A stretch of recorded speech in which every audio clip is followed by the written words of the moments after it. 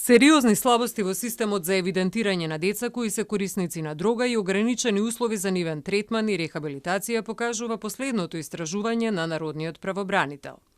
Најмладиот корисник на дрога има под 6 години и бил евидентиран во 2023 година на Универзитетската клиника за детски болести.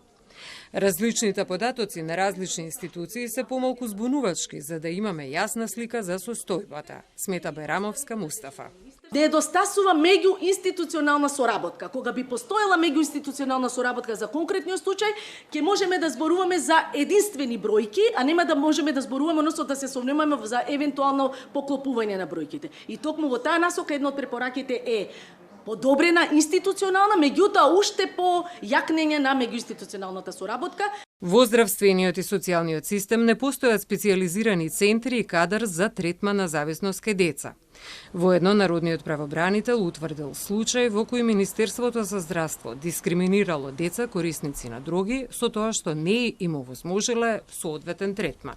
И дека најчесто токму поради ваквата состојба, бидејќи особено здравствените установи од другите градови, како што и беше посочено нели во анализата, ги упатуваат во клиниките во Скопје, и тоа во клиника за психијатрија и клиника за токсикологија. Меѓутоа тука се прави само моментално. Според податоците на центрите за социјална работа, најголем број корисници се од Скопје и Тетово. Во 2023 година било евидентирано 31 дете корисник на дрога, до јуни пак 2024 година се евидентирани нови 19 деца и тоа од сите етнички заедници.